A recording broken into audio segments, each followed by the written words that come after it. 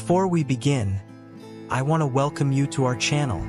For those who are new here, our mission is to share genuine Christian testimonies from around the world, spreading the powerful message of God's kingdom. We focus on stories about Jesus, the afterlife, heaven and hell, and other Bible-related topics, bringing them to you in engaging story form twice or 3 times a week. We invite you to become a member of this family by subscribing to our channel. God bless you as you do so.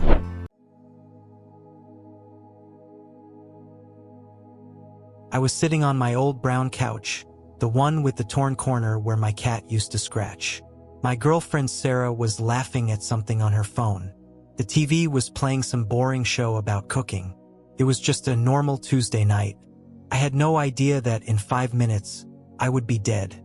My name is Daniel, and I need to tell you what happened to me, what I saw, what I learned, because if I don't, I might burst like a balloon holding too much air. The pain hit me like a truck. 1 second I was reaching for my water glass, and the next, it felt like someone was squeezing my chest with giant hands. Couldn't breathe. The room started spinning like a carnival ride. "Sarah!" I tried to shout, but only a whisper came out.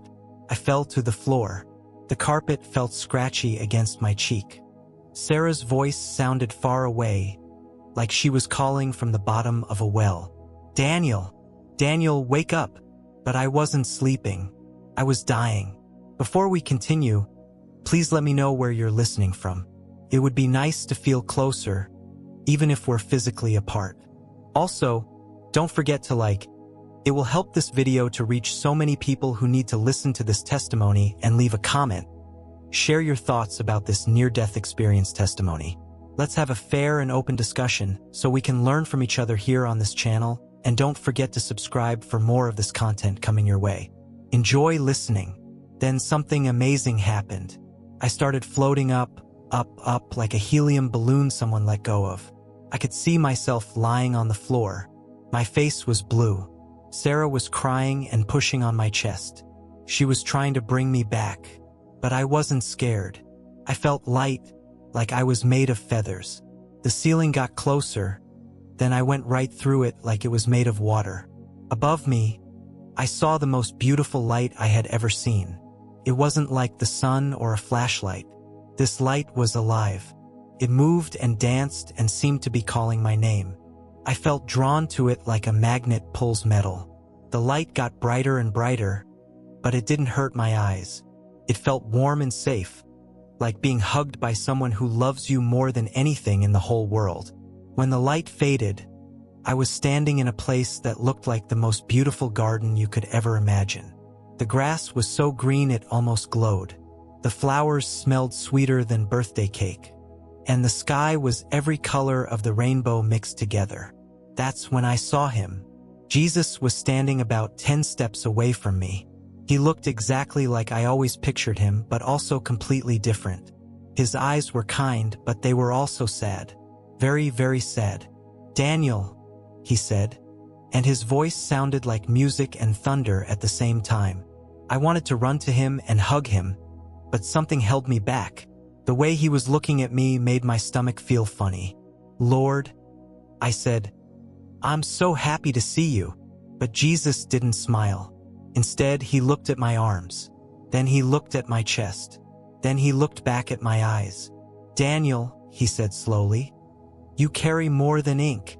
I looked down at my arms. I had gotten my first tattoo when I turned 18. It was a cool dragon wrapped around my forearm. Then I got a skull on my shoulder. Then some words in fancy writing across my chest. I thought they looked awesome. But now, looking at them in this place, they looked different. They seemed to move and wiggle on my skin like little black snakes. "I don't understand," I said to Jesus. He walked closer to me. With each step, the tattoos on my body seemed to get darker and uglier. "Do you know what you have written on your body?" he asked. I shrugged. "Just some cool designs. The words mean strength and courage in Latin." Jesus shook his head. "Look again, Daniel. Look with spiritual eyes." Suddenly, I could see what he saw. The dragon on my arm wasn't just a drawing. It was alive, and its eyes glowed red like hot coals. The skull on my shoulder had empty eye sockets that seemed to stare at me with hate. And the words across my chest, they weren't saying strength and courage at all. They were saying something evil, something that invited dark things to live inside me. I gasped and tried to wipe the tattoos off my skin, but they wouldn't budge. "How did this happen?" I cried. "I just wanted to look cool." Jesus sat down on a rock that appeared from nowhere. He patted the ground next to him, and somehow I knew he wanted me to sit too. "Let me tell you a story, Daniel," he said. "A story about marks and skin and what they really mean." As he spoke, pictures appeared in the air like a movie playing on an invisible screen. "In the very beginning," Jesus said, "when I created the first man and woman, Adam and Eve, their skin was perfect, clean, pure. They needed no marks because I had already marked them in their hearts as mine. I saw Adam and Eve in the garden, and they were beautiful. Their skin was smooth and glowing, like they had light coming from inside them. But then sin came into the world," Jesus continued. "The pictures changed, and I saw Adam and Eve eating the forbidden fruit. Their light grew dim. Later, their son Cain killed his brother Abel, and I had to put a mark on Cain, not because I wanted to, but to protect him. It was the first mark ever put on human skin, and it came from me as a warning. I saw Cain with a mark on his forehead, walking away from God with his head hanging low. But people forgot that story," Jesus said. "They started making their own marks. In Egypt, in Babylon, in many places. They would cut their skin and put ink in the cuts. They thought it would give them power or connect them to their gods. The pictures showed people in old times, dancing around fires, cutting themselves and rubbing dark stuff into their wounds. I told my people through Moses," Jesus said, and his voice got serious, "Do not cut your bodies for the dead or put marks on yourselves. I am the Lord." "But why?" I asked. "What's so bad about a little ink?"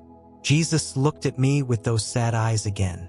"Because every mark you put on your body is like opening a door, Daniel. And sometimes, things come through that door that you never invited." Suddenly, the beautiful garden around us changed. It became dark and scary. I heard growling and hissing sounds coming from the shadows. "This is what the spiritual world really looks like, Daniel," Jesus said. "There are things here that most people can't see, but they see you." Out of the darkness came creatures that looked like nightmares. They had red eyes and sharp teeth and claws like knives. But the strangest thing was that they seemed very interested in my tattoos. One of them pointed at the dragon on my arm and laughed. "That one belongs to us. He marked himself with our symbol." Another one sniffed around the skull on my shoulder. "This one invited death to live with him. How foolish." A third one traced the words on my chest with its long, bony finger. He wrote our language on his skin and didn't even know it. Humans are so easy to trick. I tried to back away from them, but they followed me everywhere I moved. Every tattoo shop has these things hanging around. One of them hissed, "We whisper ideas to the tattoo artists. We help them design pictures that look cool to humans but mean something very different to us." When someone copies a tattoo they saw on Instagram or TV, another one giggled. "They have no idea they might be copying our marks, our symbols, our invitations." I thought about how I chose my tattoos. The dragon came from a poster I saw in the tattoo shop. The skull was copied from a famous rock star. The words came from a website that said they meant something good. I never asked where they really came from. Jesus put his hand on my shoulder. Immediately, the scary creatures backed away, but they didn't leave completely. "Do you see, Daniel?" he asked. "Your skin is like paper, and every tattoo is like words written on that paper. But who is writing the words? And in what language?" I started to cry. "I didn't know. I just thought they looked cool." "I know," Jesus said softly. "Most people don't know. The enemy is very good at making his traps look like fun." The scary place faded away, and we were back in the beautiful garden. But now I felt dirty and ashamed. I kept trying to hide my tattoos with my hands. "Jesus," I said, "what can I do? Are these marks on me forever?" He smiled for the first time since I had seen him. It was like the sun coming out from behind clouds. "Daniel, I have something to show you." He rolled up his sleeves, and I saw his hands and arms. There were scars there, holes where nails had been driven through his skin. "I have marks too," he said. "But my marks were not chosen by me for decoration or to look cool. My marks came from love. I let them put nails in my hands so that you could be free from every other mark that tries to claim you." He touched my dragon tattoo, and something amazing happened. The tattoo started to fade, like someone was erasing it with a giant eraser. But it didn't hurt. It felt wonderful, like a heavy backpack being lifted off my shoulders. "My blood is stronger than your ink, Daniel," he said. "My marks are more powerful than any mark you could ever put on yourself." One by one, he touched each of my tattoos. Each one faded away until my skin was clean and new, like a baby's skin. "But Lord," I asked, "what if I go back and people ask me where my tattoos went?" Jesus laughed, and it sounded like wind chimes in a gentle breeze. "Those who truly belong to me are marked in a different way, Daniel. Not with ink that fades, but with my spirit that never leaves. Not on their skin, but in their hearts. Not by their choice to decorate themselves, but by their choice to obey me." He pointed to my heart. I couldn't see anything there, but I could feel something warm and glowing inside my chest. "This is the only mark that matters," he said. "The mark that says you belong to me. The mark that demons fear and angels recognize. The mark that no tattoo artist can give you, and no laser can remove." I felt so clean, so free, so happy. For the first time in years, I felt like myself again. "Now you must go back," Jesus said. "Sarah is still trying to bring you back to life. You have work to do."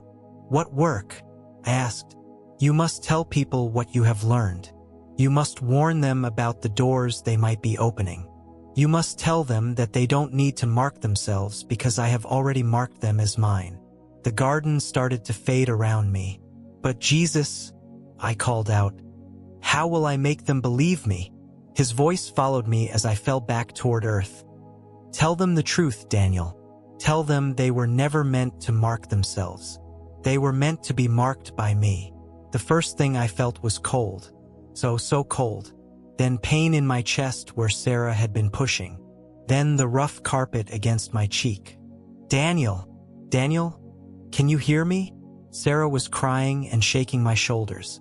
I opened my eyes and tried to sit up. Everything hurt, but I was alive. "I'm okay," I whispered. "I'm okay."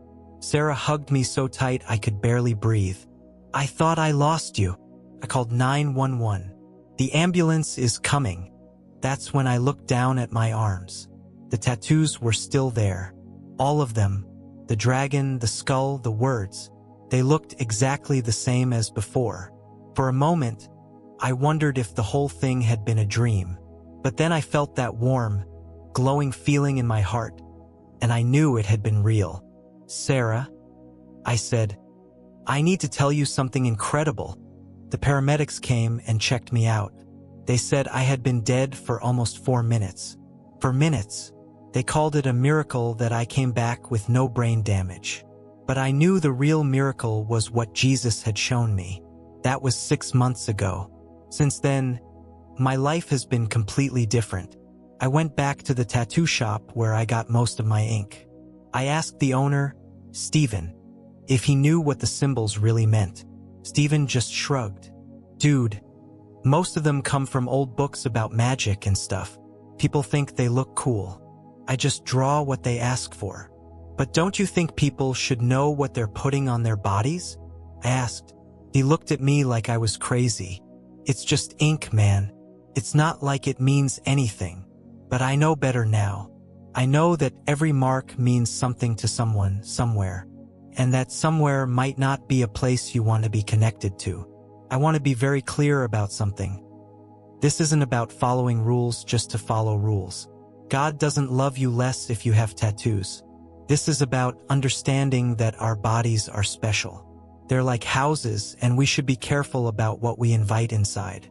If you have tattoos and you're listening to this, I'm not saying you're a bad person.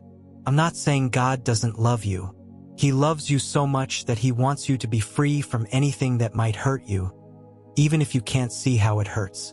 What I am saying is this: before you get that next tattoo, ask some questions. Where did this design come from? What did it mean to the people who first drew it? Am I just copying something I saw online without knowing its history? And most importantly, am I trying to mark myself as belonging to something when God has already marked me as belonging to him? If you already have tattoos that you're worried about, here's what you can do. Pray this prayer with me. Jesus, I didn't know what I was doing when I marked my body. I thought it was just for fun or to look cool. If I opened any doors that should be closed, please close them. If I invited anything into my life that doesn't belong there, please send it away. Cover me with your blood. Mark me with your spirit. Make me clean inside and out. Help me to belong only to you. Amen. The amazing thing is, when you truly belong to Jesus, you carry a mark that no one can see but everyone in the spiritual world recognizes. Angels smile when they see it. Demons run when they see it. And God says, that one is mine. I still have my tattoos. But now I know that the real mark that matters is invisible, written not with ink, but with love, not on my skin, but on my soul. You were never meant to mark yourself. You were meant to be marked by him. And that mark, my friend, is more beautiful and powerful than any tattoo could ever be. Daniel's story reminds us that sometimes the most important things are the ones we cannot see. If this testimony has touched your heart, remember that God's love is bigger than any mistake, and his grace is more permanent than any ink. Thank you for listening. If you have been blessed, please like this video. It will help YouTube to show it to more audience who need to hear about these testimonies today. Also share this video to your loved ones. It will be a great way to communicate Christ to others, and that will be the greatest gift you can give to those that you love. If you are yet to subscribe to our channel, please do so. It's free and it's a way of joining this great community of believers. Join us today and your life will not remain the same. Until next time, remain blessed.